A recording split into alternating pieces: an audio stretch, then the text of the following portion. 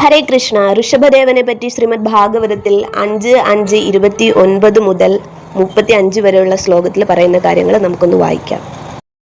ലൗകികമായ വേവലാതികൾ ഒന്നുമില്ലാതെ അവധൂതന്റെ ഭാവം സ്വീകരിച്ച ശേഷം ഋഷഭദേവ ഭഗവാൻ ഒരു അന്ധനെ പോലെയോ ബദിരനെ പോലെയോ ഊമയെ പോലെയോ ചലനമറ്റ ശിലയെ പോലെയോ പിശാചിനെ പോലെയോ അല്ലെങ്കിൽ ഭ്രാന്തനെ പോലെയോ മനുഷ്യ സമൂഹത്തിലൂടെ കടന്നുപോയി. ജനങ്ങൾ അവിടുത്തെ ഇങ്ങനെയൊക്കെയുള്ള പേരുകൾ വിളിച്ചെങ്കിലും അദ്ദേഹം ആരോടും ഒന്നും സംസാരിക്കാതെ തികഞ്ഞ മൗനം പാലിച്ചു.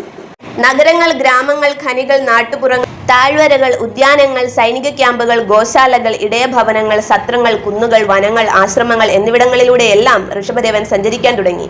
കാട്ടിൽ നിന്നിറങ്ങി വരുന്ന ആനയെ ഈച്ചകൾ പൊതിയുന്നത് പോലെ അവിടുന്ന് പോകുന്നിടത്തെല്ലാം ദുഷ്ടശക്തികൾ അവിടുത്തെ വളഞ്ഞു. അദ്ദേഹം നിരന്തരം ഭീഷണിപ്പെടുത്തപ്പെടുകയും മർദ്ദിക്കപ്പെടുകയും ദേഹത്ത് മൂത്രമൊഴിക്കപ്പെടുകയും തുപ്പപ്പെടുകയും ചെയ്തു. ചിലപ്പോൾ ആളുകൾ അവിടുത്തെ നേരെ കല്ലുകളും മലവും പൊടിയും എറിഞ്ഞു. മറ്റു ചിലപ്പോൾ അവിടുത്തെ മുന്നിൽ വെച്ച് അപാനവായു വിസർജിച്ച് അധിക്ഷേപിച്ചു. ഇത്തരത്തിൽ ജനം അവിടുത്തെ ചീത്തപ്പേരുകൾ വിളിക്കുകയും വളരെയധികം ഉപദ്രവിക്കുകയും ചെയ്തു. എന്നാൽ ശരീരത്തിന്റെ അന്ത്യം ഇങ്ങനെയൊക്കെയാണ് ബോധ്യമുള്ളതിനാൽ അവിടുന്ന് ഇതൊന്നും ഗൗനിച്ചില്ല.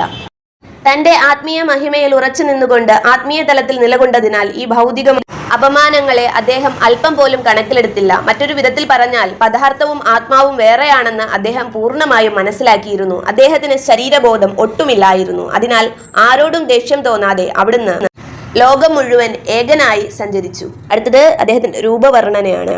ഭഗവാൻ ഋഷഭദേവന്റെ കൈകളും കാലുകളും നെഞ്ചും വളരെ നീളം കൂടിയതായിരുന്നു. അവിടുത്തെ തോളുകളും മുഖവും അവയവങ്ങളും അതീവ മൃദുവായതും അനുപാതമെത്തുന്നതുമായിരുന്നു. ഭഗവാന്റെ മനോഹരമായ മുഖം സ്വാഭാവികമായ മന്ദഹാസത്താൽ അലങ്കൃതമായിരുന്നു.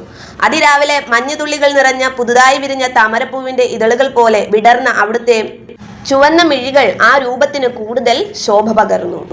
അവിടുത്തെ കൺമിഴികളിലെ കൃഷ്ണമണികൾ കാണുന്നവരുടെ സകല ദുഃഖങ്ങളും ശമിപ്പിക്കാൻ പോന്നത്ര മനോഹരമായിരുന്നു. നെറ്റി, ചെവികൾ, കഴുത്ത്, മൂക്ക് തുടങ്ങി മറ്റെല്ലാ സവിശേഷതകളും അതീവ സുന്ദരമായിരുന്നു. ഭഗവാന്റെ മുഖത്തെ ആ കളിച്ചിരി സുമംഗലികളായ സ്ത്രീകളുടെ ഹൃദയങ്ങളെ പോലും ആകർഷിക്കുന്നതായിരുന്നു. കാമദേവന്റെ ശരമേറ്റതുപോലെ അവർ ഭഗവാനിലേക്ക് ആകൃഷ്ടരായി. അവിടുത്തെ തലയിൽ തവിട്ട് നിറത്തിലുള്ള ചുരുണ്ട ജടകൾ സമൃദ്ധമായി വളർന്നു നിന്നു. സ്വന്തം ശരീരത്തെക്കുറിച്ച് ചിന്തയില്ലാത്തതിനാൽ മുടി ജട പിടിച്ചും ശരീരം അഴുക്കുപുരണ്ടും കാണപ്പെട്ടു. ഇത്തരത്തിൽ ബാഹ്യരൂപം ശ്രദ്ധിക്കാത്തതിനാൽ ഒരു പ്രേതം ബാധിച്ചവനെ പോലെയാണ് അവിടുന്ന് അന്ന് ദൃശ്യമായിരുന്നത്. ഭഗവാൻ ഋഷഭദേവൻ തന്റെ യോഗാഭ്യാസങ്ങൾക്ക് പൊതുജനങ്ങൾ വിഘ്നം നിൽക്കുന്നത് കണ്ടപ്പോൾ അവരുടെ എതിർപ്പിനെ നേരിടാനായി അദ്ദേഹം ഒരു അജഗരത്തിന്റെ അല്ലെങ്കിൽ മലമ്പാമ്പിന്റെ സ്വഭാവം സ്വീകരിച്ചു.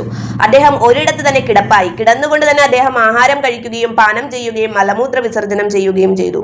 അതിൽ തന്നെ കിടന്നുരുളുകയും ചെയ്തു. വിനാശകാരികളായ ആളുകൾ തന്നെ ശല്യപ്പെടുത്താതിരിക്കാൻ അദ്ദേഹം സ്വന്തം മലമൂത്രങ്ങൾ തന്റെ ശരീരമാസകലം പുരട്ടിയിരുന്നു.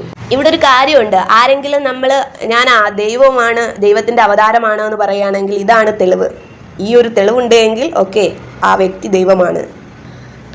ഋഷഭദേവൻ ആ അവസ്ഥയിൽ തുടർന്നതിനാൽ പൊതുജനങ്ങൾ അദ്ദേഹത്തെ ശല്യപ്പെടുത്തിയില്ല. എന്നാൽ അദ്ദേഹത്തിന്റെ മലമൂത്രങ്ങളിൽ നിന്ന് ദുർഗന്ധമൊന്നും പുറപ്പെട്ടില്ല.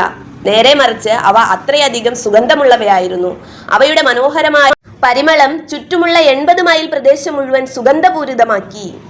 അപ്പൊ എന്താണ്, ദൈവത്തിന്റെ അല്ലെങ്കിൽ ഭഗവാന്റെ അവതാരമാണ് എന്ന് പറയുമ്പോൾ ഭഗവാന്റെ മലവും മൂത്രവും പോലും എത്രത്തോളം സുഗന്ധപൂർണമാണ് എന്നാണ് ഇവിടെ പറയുന്നത്. ഇപ്രകാരം ഭഗവാൻ ഋഷഭദേവൻ പശുക്കൾ, മാനുകൾ, കാക്കകൾ എന്നിവയുടെ പെരുമാറ്റ രീതികൾ പിന്തുടർന്നു. ചിലപ്പോൾ അദ്ദേഹം സഞ്ചരിക്കുകയോ നടക്കുകയോ ചെയ്തു. മറ്റു ചിലപ്പോൾ ഒരിടത്ത് തന്നെ ഇരുന്നു. ചിലപ്പോൾ പശുക്കളെയും മാനുകളെയും കാക്കകളെയും പോലെ തന്നെ അദ്ദേഹം കിടന്നു. ഇത്തരത്തിൽ ആഹാരം കഴിച്ചു, പാനം ചെയ്തും മലമൂത്ര വിസർജനം നടത്തിയും അദ്ദേഹം സാധാരണ ജനങ്ങളെ വഞ്ചിച്ചു. അദ്ദേഹത്തിന്റെ യഥാർത്ഥ സ്വരൂപം അവർക്ക് മനസ്സിലാക്കാൻ സാധിച്ചില്ല.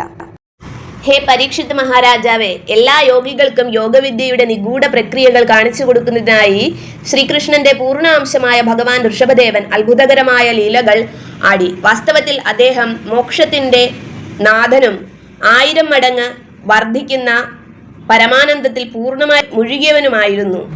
വസുദേവപുത്രനായ വാസുദേവൻ അഥവാ ശ്രീകൃഷ്ണനാണ് ഭഗവാൻ ഋഷഭദേവന്റെ മൂലസ്രോതസ്. അവരുടെ സ്വരൂപങ്ങൾ തമ്മിൽ യാതൊരു വ്യത്യാസവുമില്ല. അതിനാൽ തന്നെ ഭഗവാൻ ഋഷഭദേവൻ കരച്ചിൽ, ചിരി, വിറയൽ തുടങ്ങിയ പ്രേമലക്ഷണങ്ങൾ പ്രകടിപ്പിച്ചു. അദ്ദേഹം എപ്പോഴും ദിവ്യപ്രേമത്തിൽ മുഴുകിയിരുന്നു. ഇത് കാരണം മനസ്സിന്റെ വേഗതയിൽ ബഹിരാകാശത്ത് സഞ്ചരിക്കുക, പ്രത്യക്ഷപ്പെടുകയും അപ്രത്യക്ഷനാവുകയും ചെയ്യുക, മറ്റുള്ളവരുടെ ശരീരത്തിൽ പ്രവേശിക്കുക, ദൂരെയുള്ള കാര്യങ്ങൾ കാണുക എന്നിങ്ങനെയുള്ള എല്ലാ സിദ്ധികളും താനെ അദ്ദേഹത്തെ തേടിയെത്തി. ഇവയെല്ലാം ചെയ്യാൻ അദ്ദേഹത്തിന് കഴിയുമായിരുന്നെങ്കിലും അദ്ദേഹം ഈ ശക്തികളൊന്നും പ്രയോഗിച്ചില്ല. ഹരേ കൃഷ്ണ. അപ്പോൾ ഈ ലക്ഷണങ്ങളിലൂടെ എന്താണ് ഒരു അവതാരത്തിന്റെ ലക്ഷണങ്ങൾ എന്താണ്, ഒരു അവതാരത്തെ, കൃഷ്ണന്റെ അവതാരത്തെ എങ്ങനെ മനസ്സിലാക്കാമെന്ന് നമ്മൾ അറിഞ്ഞു.